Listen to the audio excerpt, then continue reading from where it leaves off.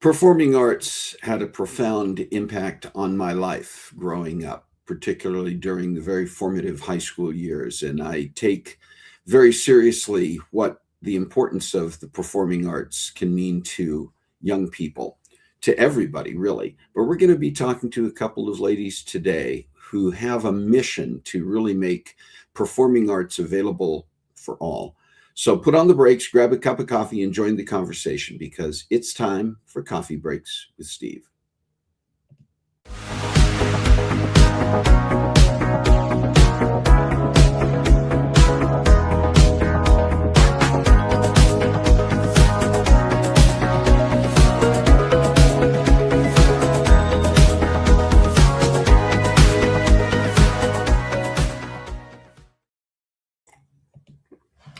Well, welcome to Coffee Breaks with Steve. My name is Steve, and this is the show where we come together around our virtual coffee table each week and join the conversation to chat about interesting topics with amazing guests.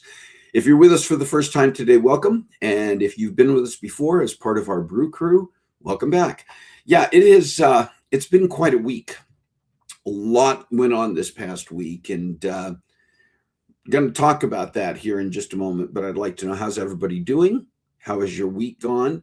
How have you been holding up under whatever things are happening in your life? Life doesn't just slow down because the summer gets here. In fact, sometimes it tends to even get, I think, a bit busier. And that in and of itself can throw us off a little bit. We're going to get into our sweet and savory because I want to get to our conversation. If you are joining us, make sure that you do what Kathy just did. Hello, Kathy, and say hi in the chat. And when we get to our conversation with our guests today, please do make yourself part of the conversation by asking your questions, making your comments, sharing your own perspectives on things. Yeah, listen, about a week ago, in fact, last Sunday, our grandsons, Remy and Jameson, got into town, as they do each summer, and they spend a little over a month with us. And they came into town last week. And there they are. These guys are growing up so quickly. In fact, you will see in this next picture, they are now taller than I am.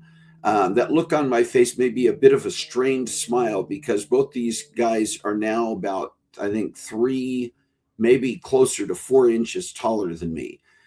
So yeah, but it's a pleasure to have them here. And we always have great adventures. In fact, this last week was a bit of an adventure that we didn't anticipate. Hello, Jerry. They are huge, Carissa.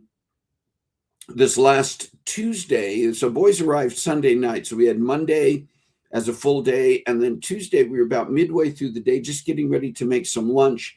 And my phone and Carol's phone started blaring very loud.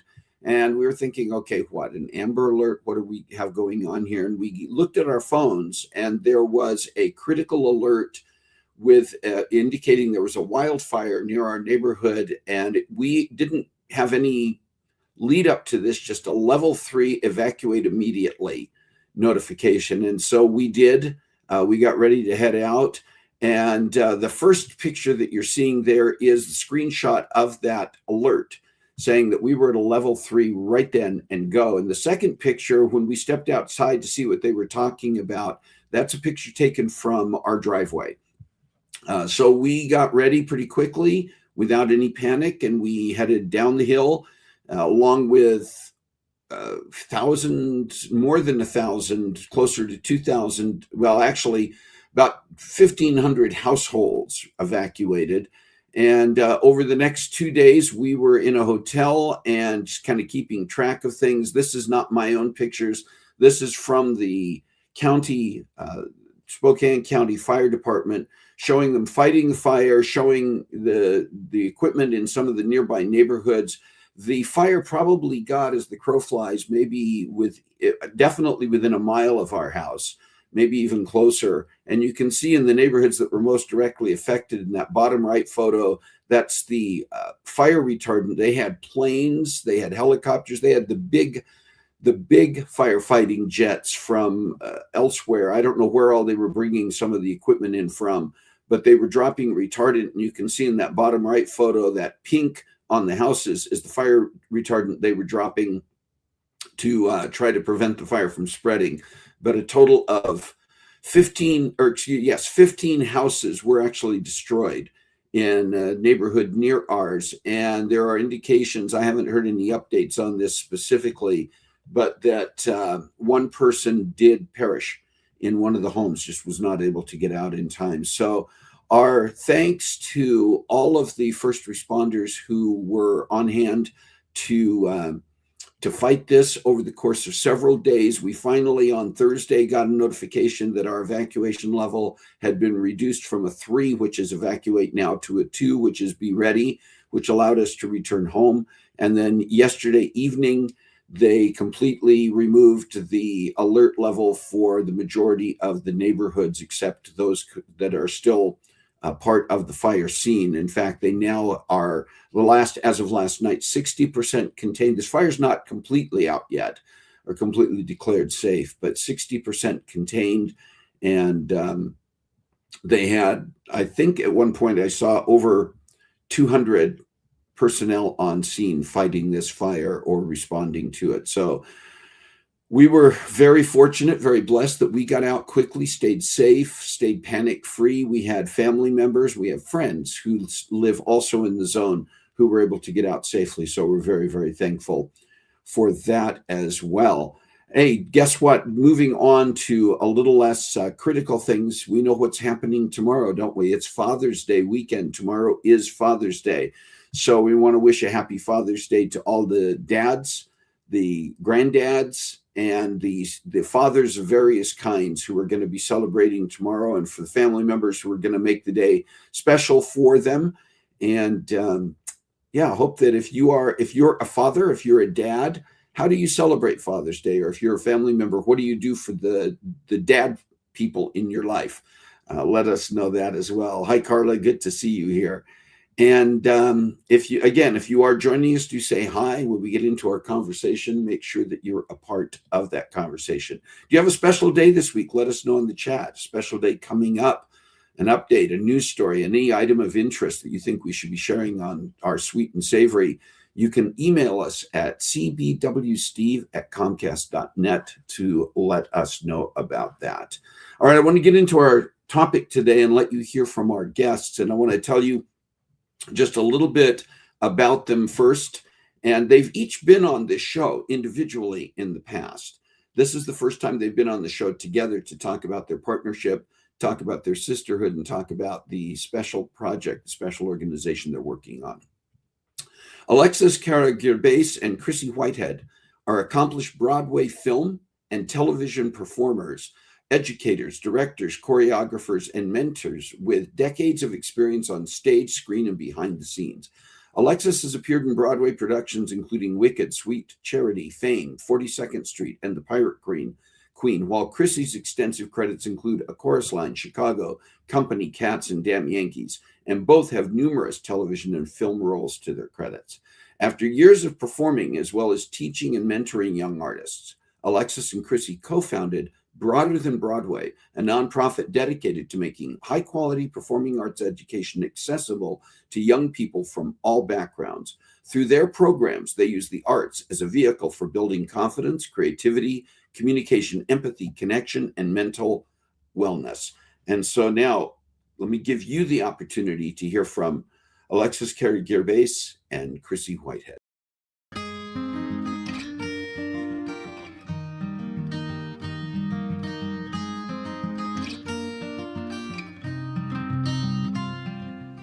Chryssie and Alexis, thank you so much for being here, and welcome back to Coffee Breaks with Steve. Thank you for having us. I got my mug. Yeah, you're ready. You got it going. I didn't get mine. That's all right. Okay. I did it for us both. That's all right. You got it covered. You have each been on the show individually in the past, but this is the first time we've had you on together. And I would just like for everybody to be able to hear how the two of you first met. Either of you. Go for it. Do you want to? I'll say it. Yeah, go ahead. I'll add it. That's with Alexis. She joined the first national tour of Fosse while we were heading to Japan, and I was so excited about a new person joining the company and who they were going to be. And I kind of like stalked her a little bit while she was on the plane, while she was asleep. I kept trying to like I would like find her in the plane and be like, oh, I want to talk to her. I just was very mesmerized by you, Lex. I have an image of like, I was sitting at a different spot of the company because I like joined later, and I was exhausted I had just come off of doing this show, and I was like, I had a row to myself and I was laying in the row, and I have this image of like this tall drink of water, just like kind of standing over me, like, hi, like coming to check to see if I was awake yet. And I was kind of like, awake because I wanted to talk to her. I will never forget that image. Yeah. So I was just excited to welcome her because I had been a swing for 6 months at that point. And we were both 21 and 20. And we hit it off and roomed together, and we actually ended up hitting it off, which was great. And so once we were in Japan, we were exploring a new country together, and we were roommates, and just started a beautiful friendship on the road, and then just carried it through our lives. And it's now 25 years later, and we birthed 2 babies together. We're kind of married, but not, but married in a different way. And we've lived together in California, and she's done all the Broadway shows in New York. She did Broadway before I did. And then I kind of came in there a little bit, and then I was like, come to LA. And so then we did the acting thing. So we've had a really cool career, very similar careers. And then we just pour it into our students now. At what point did you begin to realize that you shared a similar vision in terms of wanting to take what you have learned and what you've experienced and share that and teach that to others? Oh, that's a great question. I think on the road, we both also would teach master classes. Like we would teach here and there. And I think that was sort of always in us, like that excitement to share. And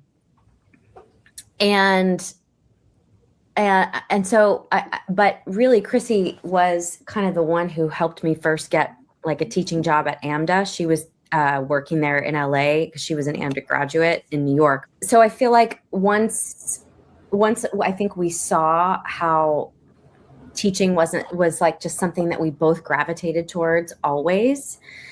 It was like something that we would do in between performing jobs. And it was definitely like, it was our steady gig, outside of between auditions and stuff. But we both had a passion for our students, and we could share that and talk about that. And I think, correct me if I'm wrong, did we teach a class together in Fosse? I don't think we did. No, see, for me, I think it's when we decided to do a summer camp together, when you came to me and said, all right, yeah. We're doing similar things. We're teaching dancing, acting, and singing based off of our careers. And then was like, we should do a summer. We should come together and do something. And that night I had a website for us. That's right. That was for Broadway Arts Camp. And that was in 2017. And we did a summer program, and we had about 25 people there. Wow.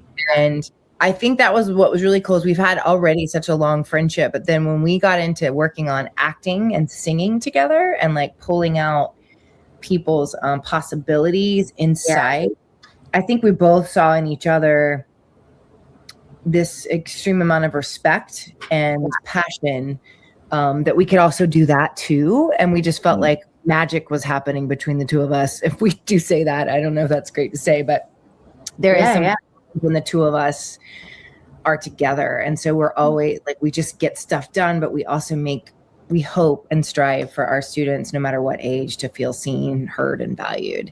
So that's parlayed into like Broader Than Broadway, which has just been happening when you came into our life. Yeah. So so as we get to that, you mentioned Broadway Arts Camp. That was sort of the beginning of all of this, the genesis for this. And that led into the formation of a company that you started together to be doing this on a more consistent basis, Broadway Arts Community, right?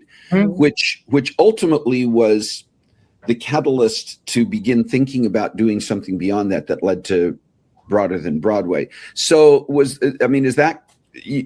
from that one camp, was that what sparked the two of you to go, we could be really doing this on a more consistent basis? How did Broadway Arts Community come about? Well, Broadway Arts Community was just sort of like a rebranding of Broadway Arts Camp, because we were like, we're not really a camp. We're more of like a community. We had always had a bigger vision for how we could see like helping younger artists. And so Broadway Arts Community also came out of, because the letter stayed the same, BAC. And we wanted the Broadway arts piece of it. But once we realized, like, we did a couple of the camps back to back, and we realized how special it could be, that's when like the vision really grew. And so we rebranded it to Broadway Arts Community. And then COVID happened. And so that's also when we had time to kind of really think about like what it is that we really wanted to do. And at that point, then also Chryssie moved to New York. And so it shifted from this workshop that was centered in LA. And then we did it online for a year, like everybody did. Yeah. And then, we did 2017, 2018, 2019 in LA. And then we did 2020 online. And we switched to Broadway Arts Community kind of right before COVID. So it sort of happened, the timing of it was quite beautiful. And then we started a mentorship program, which I think like solidified how we wanted to really truly create community and help artists, not just with their careers, but like with the whole person. And not that we're not mental health professionals. We're not, trying to be in therapy with people, but just that when you choose to go into a career in this field, we wanted to be able to help people on just more than one level and look at the whole person. And therefore then also, and this is like a gift that really Chryssie really has is just bringing people together. And we were able to do it online, really. And so it really started to create this actual community of BAC family, our BAC family in New York, of people who had who had either gone through our mentorship program or who like had worked with us, so that they had a similar way of working, or a similar way of even just like speaking and connecting. And immediately there was a sense of a safe place and vulnerability, because you knew that you had gone through like an experience like what we do at BAC. Yeah. And then Chryssie started sacred space classes, and you can maybe speak to that. And that was solidified to that. The sacred space classes in New York, and then song gym classes. But to really hone in on what you're saying, we absolutely love that, and that is great. And that is like a side.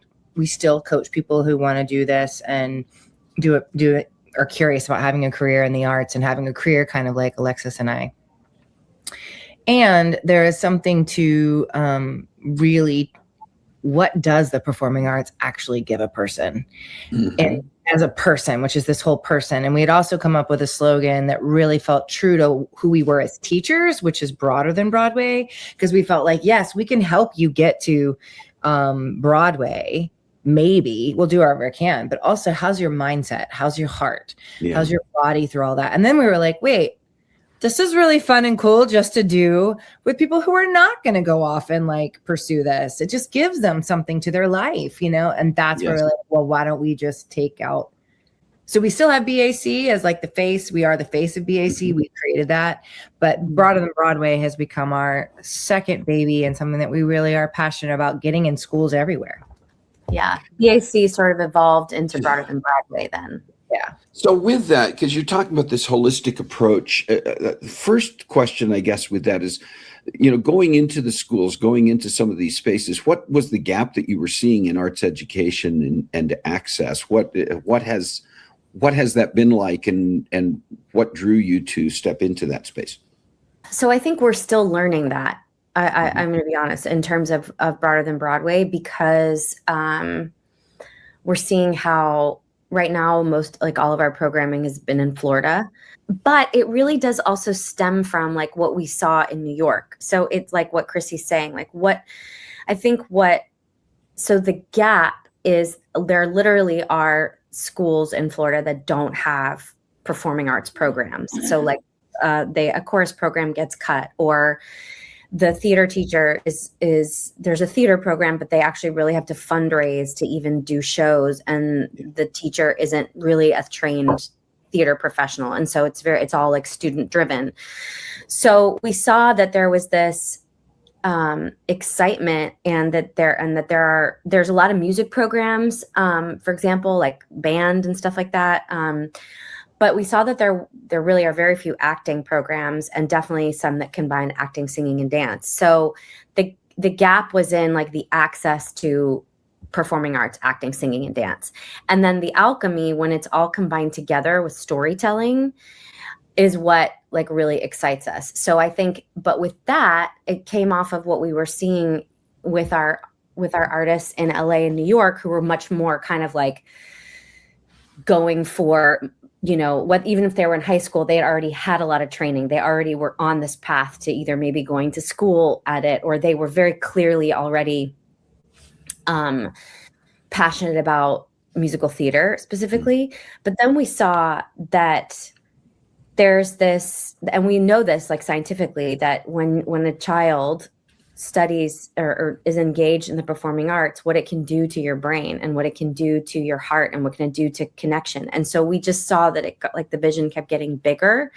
And so when like the gap in schools also then is not only the access, but it's also just that we see this vision where kids, especially now with technology and phones, can have access to connection. And like our thing is less phone and more heart. And it's like, let's get off our phones and let's get connected to each other.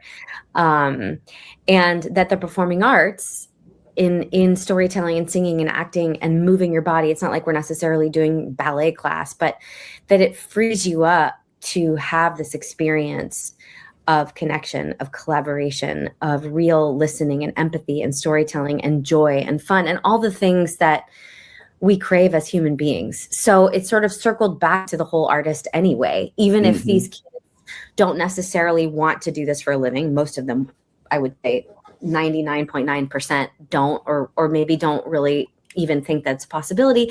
And to be honest, it has nothing to do with a level of talent. So it's nothing to do with talent and nothing to do with money or financial resources, which is why we're a 501c3, because the mission is to expand the access, regardless, performing arts for all, regardless of your where you are in your financial means, and what your talent is and what your anything is, gender, race, identity, all of it. It's like we're just here to give performing arts to everyone, which is wonderful, and also like we're basically trying to fill that gap that people are taking away. Yeah, like when I was in school, I had chorus, I had theater, and I was in a public school. I didn't have dance, but I had chorus, I had theater. And I know that my life would have been a lot different had I not had that. And I know, Alexis, even you were at a private school, but still it was offered there. Yeah. And so either public or it's being funded, we want people to have the access of it and see what it does for them. And what's really neat is like Alexis just finished doing like the whole programming on the ground this last year with our colleague Meredith. And the title was The Day in the Life of a Middle Schooler. And just one of those kids coming up and he was like so tiny, this adorable little girl, and just gets up there and is not afraid to say that she repeated 5th grade twice because she was bullied. And that was so profound for me on the outside, and for her, I can't even imagine what that was like for her. There was another kid that talked about getting bullied on the bus and writes a scene about it.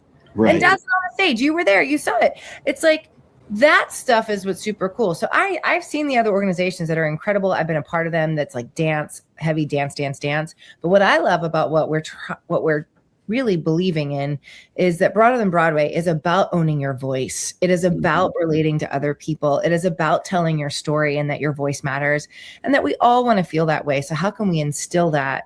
And right now the cool part is the ages are literally, we worked with elementary school kids for a very brief time, middle school all year, and Sickles High School for a week. So it's literally the gamut, there's, Yeah. Absolutely. You're covering so many things in what you're describing. And you already mentioned that 99% of these young people you're working with, it's going to be a very small percentage that either may want to pursue, right, or may be successful at pursuing something professional in the performing arts. But beyond that, and you talked about this a little bit, what are some of the life skills that you see happening with these kids that you want to see happening coming from this training in and exposure to the performing arts? What does that do for the 99%? Yeah. It's such a good question. You've done this before, haven't you, Steve? Yeah, you're pretty good at this. But Alexis, you've seen it firsthand with your kids. Yeah, I think I would say in terms of a life skill, which I will say also a little like caveat, a little asterisk to that, is that this doesn't replace any kind of like formal mental health programming or therapeutic, anything that like a mental health professional would recommend to build life skills in a child. Like this is really just more about something that is even social skills, really. Like it's more social. Yeah, it does build a life skill of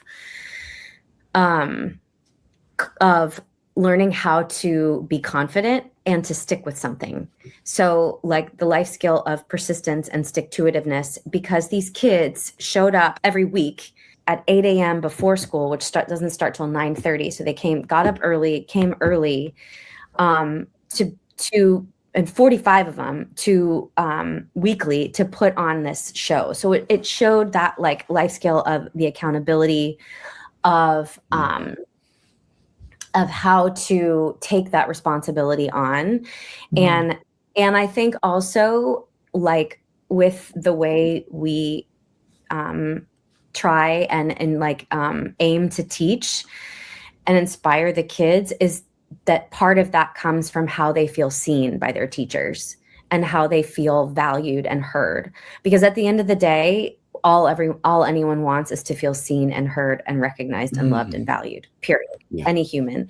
And so I think with the life skill also of, which I don't necessarily feel like this is, I mean, I would call it a life skill. I don't know if like a psychologist would, because I don't know the psychological terms really, but storytelling and being able to, like Chryssie said, own your voice, but being able to like reading comprehension, being able to look at a song or understand what's happening in a scene and then apply it to your life, and then to be able to stand up and speak that.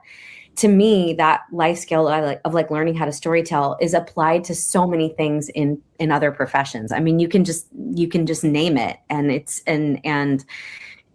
a part of obviously any sales job. It's a part of so look at our board. Look at our board. Yeah. I mean, our board is made up of everybody, including yourself, Steve, that like we're so lucky to have, is that you are so influenced by the arts. It is a huge part of who your heart is, but you didn't go off and did it professionally.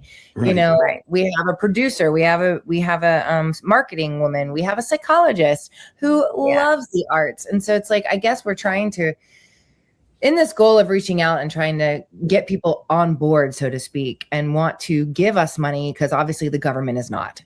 So if people want to give us money are the people that have too been affected by the arts when they were a kid. That moment where they stood on stage and they sang a song and they're like, wow, that was pretty bold. And now they're getting up on and they're a speaker, but they're not. Yeah.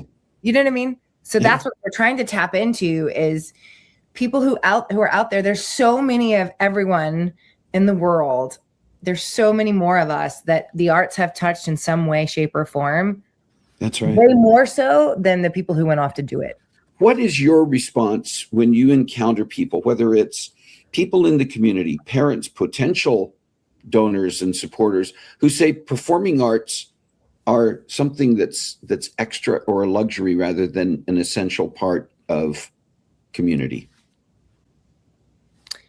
I think it's a sense of, first of all, just like anything, like a sport, It's a place of belonging, Mhm. and a place where your student or if they have a place to go to. And I think with the performing arts, it's really, if you say we're going to move our bodies, we're going to use our voices, we're going to be in communion with people, and we may create something together, that allows young people to feel belonging. And as someone who is getting older and older, as we all are, I just saw an Instagram ad about a community of women from 58 to 90 years old that became into a housing community in London. They do gardening together. They each have their own apartment, but they have yes. And I'm like, see, this is talked about all the way up until we leave this planet. Yeah. So if we can instill some hope in some kids that don't have any place to go to after school, and that happens to be a place of performing arts, and they get to dance and sing and act with people, and they learn community and communication that way, then maybe we're helping with the depression a little bit. Mm-hmm. Yeah. Then I mean, again, like, I think people see it as a luxury when you think of the cost of what it costs to go see a Broadway show, or the cost of the idea of going to the Metropolitan Museum or something, like flying to New York. Like, so art feels like it's not reading, writing, arithmetic. It's not coding, building AI. It's something that I understand why people think it's a luxury. But when you look back at ancient civilization and you look at history, it's like the through line for everything: storytelling, ritual, performance, people coming together to create something, as it has been since the dawn of time. And so I think when you kind of look at it like that, as opposed to like, I'm doing the Little Mermaid Junior and someday I may see it on Broadway or whatever. If you look at what the foundation of the arts are, which is imagination and storytelling and empathy, then you start to see that, oh, these are like heart skills that teach that any human is going to help. It's going to help humanity, period. So it starts to feel like you start to see it on a more macro level, and then it becomes something that to me is like, oh, this is essential.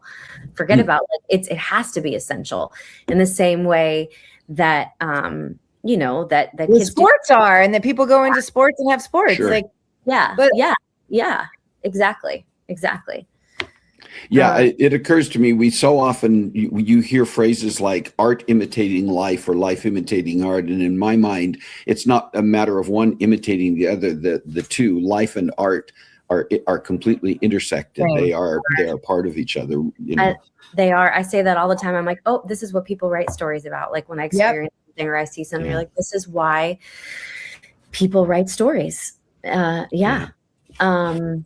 think it's important just to add, though, that we really are flipping it on its head a little bit. Mm-hmm. So in the sense of, and we'll see if this works out, but truly, like, where we see everywhere, and we kind of ran into this a little bit in Tampa as well. People want to go and see, like you just said, Seussical Junior, Little Mermaid Journey, and Junior, and then, oh, my daughter didn't get a part. Right. She's only in the ensemble. So we are actually trying to, we're not doing that.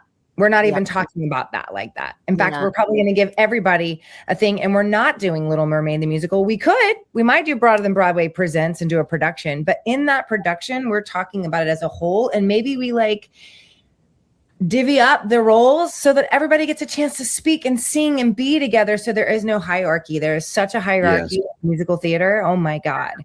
From like the lead to the ensemble, and we were a part of it. And what it does is it cultivates jealousy, it cultivates competitiveness, and that is the absolute opposite of why we created Broader Than Broadway.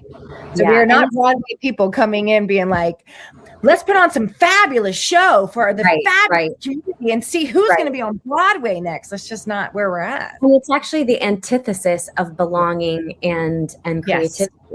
Yes. I mean, if you're going to go, as soon as you become an adult and you go into life, you realize that, in competition, exists, but really the competition is with yourself, is for how you are bringing how we always say, like, it's your best effort today, and your best effort today, like I've had a really tough morning. And so my best effort today is, if like I'm teaching tonight, is going to look really different than my best effort, last Thursday.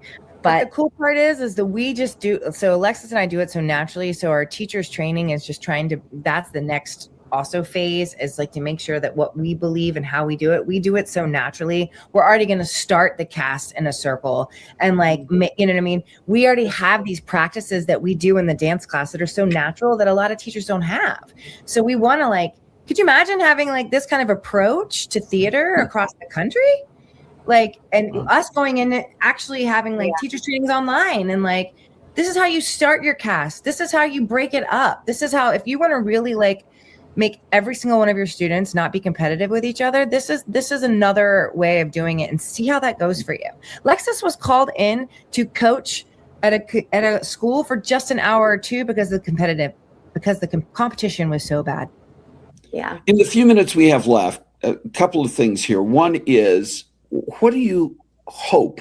And as you mentioned already, Chryssie, seeing how this grand experiment of Broader Than Broadway comes together, because it is still very new in many ways. But what do you hope Broader Than Broadway becomes in 5-10 years? Oh, wow. I love that question. Vision. This is something that we get to clarify, to be honest. So we'll start now.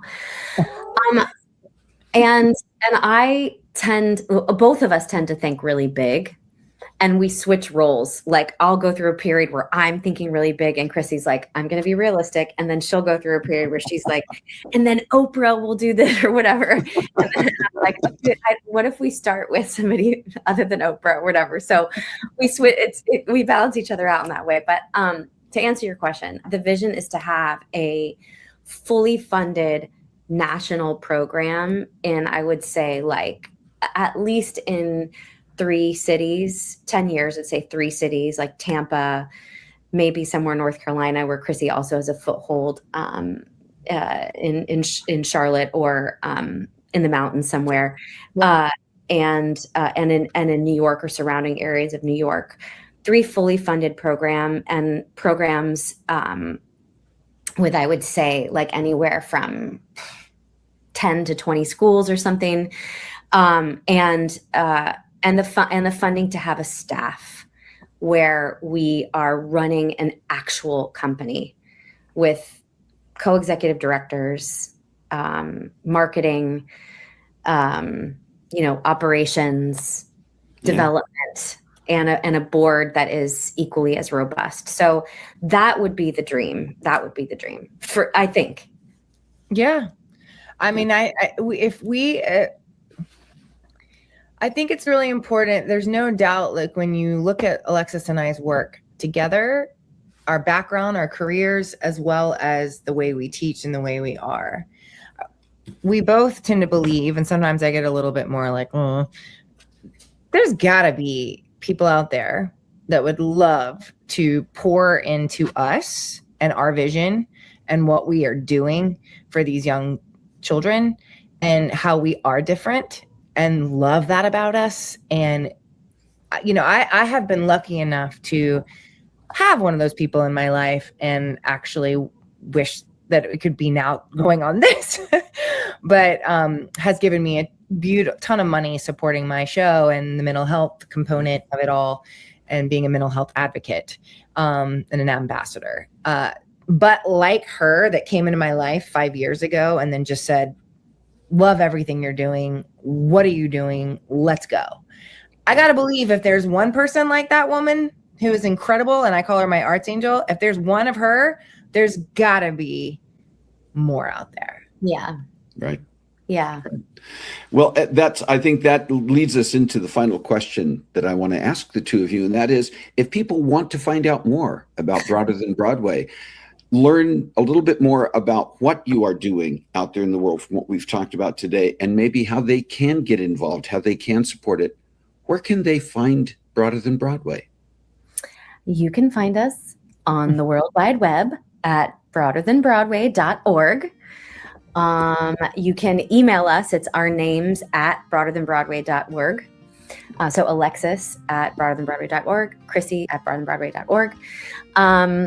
And you can find us on Instagram, broader, BROADER, than B-way. Yeah, Yes. and we're also on Alright. Facebook as well. But. Yeah. So Chryssie and Alexis, thank you once again for taking the time to be with us here on Coffee Breaks with Steve. Thank you for everything that you are doing, for the passion, the energy that you bring, and you are making a difference in the world. And so I appreciate that as well very much. Thank you, We Steve. love you, Steve. And we appreciate you. Appreciate you.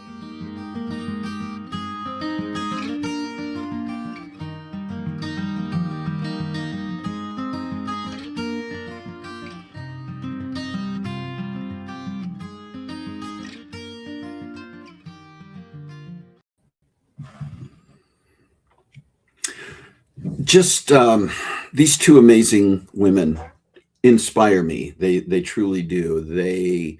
Their passion for what they are doing, you know, coming from where they have come from, their backgrounds in performance, in having careers that spanned so much of stage and television and movies, and to look at this from the standpoint not of their own reputations, their own success in those arenas, but from the standpoint of what can the performing arts mean to young people, not to necessarily become professional actors, singers, dancers, but to be able to take those opportunities into other areas of life. Because as we've talked about, as I mentioned even here in the comments, it had a profound effect on my life and continues to. And I take it very seriously. And so thank you so much to Alexis and Chryssie for what they do, for what you do, ladies, and for taking the time to be here and share that passion, and for giving me the opportunity, mentioned in here, that I am on the board of Broader Than Broadway, to have the opportunity to partner with them and others who are involved in this wonderful program. And we're going to share in a few minutes, because we are focusing on this organization this month. But I want to share a few things that are coming up in the next few weeks. We got a lot coming up in the next few weeks. Next week on Coffee Breaks with Steve, Carissa is going to be my co-host. She will actually be here in town, and she is going to be sharing a conversation that she had with a mermaid, Mermaid Sandy. And I'm going to leave it at that. If you're curious about what that means, is this a real mermaid? What is this conversation? Join us. You're going to want to see this and hear it, and hear from Sandy and Carissa. July 4th is coming up in 2 weeks, the 250th birthday, 250th anniversary of our country. We're going to have a special guest by the name of Jim Cowie, who is a retired National Park Service employee, ranger, who really, and a teacher who really understands American history. And he's going to be talking about some aspects of our independence, specifically related to a region he's very familiar with down in Louisiana, and what that meant to our war for independence and what it means today. And then going out to July 11th, we're going to be meeting a musician and a woman with just an interesting perspective on music and storytelling as well. The Bard's Journey, Casey Schisler, is going to be with us, and that's an interesting conversation as well. And then going out to July 18th, a lady by the name of Melissa Muir is going to be here to talk about how she manages events and what that really means, both in what you see up front and what happens in the background.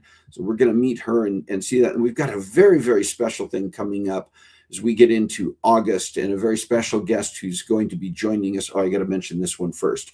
Because of our experiences this last week, it felt like it was just appropriate to talk about how to be prepared for emergencies when they arise. We had to make some quick decisions when we evacuated, and we're going to be talking about emergency preparedness and how to do that, how to be ready at any given time. You know, we hear about it in different locations of the country and parts of the country that are hurricane prone or tornado prone or earthquake prone. They have special programs where they provide resources and even have rehearsals for what might happen. But how should we all be prepared at any given time for those? And then in August, a very, very special guests. They all are. But Dick Gephardt, who was a former leader in the House of Representatives, representative for a number of years in Congress, a candidate for president a couple of times, and just an extraordinary person who talks about leadership, who talks about crossing the lines of partisanship and about self-sacrifice. You will not want to miss that conversation. Very, very special. What are the topics you'd like to discuss? Who are the guests you'd like to see? You can email us at cbwsteve@comcast.net to share your ideas. And we are always not only happy to have those, but we want to hear from you. And then remember that we are on YouTube. If you can, please subscribe to our YouTube channel, like our videos, share that with others so that we can get these messages out to other people as well. For our last sip, I know that we're running a little bit long, but I do want to share this. We tried to show a video last week about Broader Than Broadway. I think in many ways it fits even better today because of the conversation you just had an opportunity to see and hear with Chryssie and Alexis. And here is a news story, recent news story from just a few months ago about what they are doing. Well, tonight we're showcasing a group that's proving the stage can be much more than just a spotlight. It's about building confidence, sparking creativity, and opening doors as well for young people who may not always get the chance to step into the world of performing arts. They call themselves Broader Than Broadway, and their mission is to bring theater, music, and dance all together under resourced communities. And tonight they are what's right with Tampa Bay. I got one. Here we go. I want you to slide. Slide. Slide. I'm born and raised from Tampa. I was lucky enough to have access to the arts. And so for me, the arts was the thing that felt like home. Nice, Aiden. Good, Houston. I spent hours and hours at my dance studio, hours and hours at rehearsal for school musicals, and I went on to have a professional career on Broadway and in film and TV. We're shifting gears just a little bit, even though we're still in creating mode. And it's where I met my co-founder and my best friend, Chryssie Whitehead. Say it like you mean it. 1, 2, 3, 1. We created Broader Than Broadway to offer opportunities to adolescents and to youth to have access to performing arts education and skills. All we need is your best effort. We're not looking for dancers today. Ready? Oh, look at those jazz hands. These kids have changed already in the course of 4 days. It's pretty remarkable to watch. You guys, we're starting the show today. Like, we're creating this work case together. Like, this is it. We're doing it. What you learn here in the performing arts, you can take with you anywhere. 5, 6, run around and go. High five. You can take with you that confidence as you walk into an interview. Look at people in the eye. Hey. So we're teaching you Broadway skills, but we're saying, hey, look, you're more deeply connected to the person next to you because you just shared, you were vulnerable, you listened, you were there, you were present. That's the gifts of the performing arts that we're passing on. Just trying to experience this. It's always 100% worth it, no matter what you're scared of, no matter if you fall down. Try something new. It's always going to help you in the end. Exhale, jazz hands. So if we can just make even a small impact on their confidence. There you go! Great rib cage, here we go! And their willingness to share, be brave, be creative, then I think we've done our job, hopefully. Give yourselves a round of applause. Give her high fives. High fives. How do you feel? Good. Who's here? And we all need some jazz hands every now and then. That's awesome. And my favorite quote in there, too, is just really great. Is all we need is your best effort. Yeah. It goes with anything in life. It's an incredible way for them to use the arts to inspire and uplift. Broader Than Broadway is not just giving kids, by the way, the chance to perform, but tools to succeed. So if you'd like to find out more, head to broaderthanbroadway.org. Support them if you can. Obviously, they're making an impact already. I love how they're just teaching those girls to be fearless and be themselves. Again, you it know? can be, even if they never go on stage again, look at what that'll do for their confidence. Absolutely. All right. Just a little taste of what Chryssie and Alexis talked about during our conversation. I think you can see it there. And I'm leaving this slide up here that has their website and has a QR code.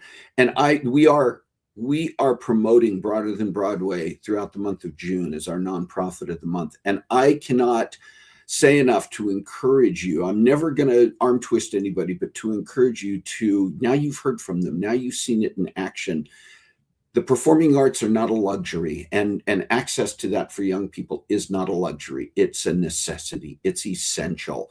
You know, we see it in so many other areas, in sports and in a variety of areas, but that belonging and that opportunity for community, and in the performing arts, the storytelling that comes through all of those vehicles of performance.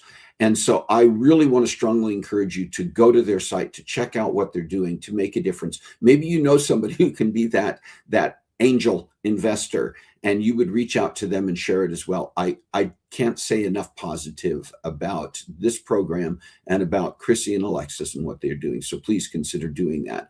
And with that and anything else that you can do, thinking about the fires this last week that we experienced, things that are going on around the country and around your communities, opportunities like this, please find a way to make a difference in your world this week. God bless you. Have a great week. We'll see you next time on Coffee Breaks with Steve.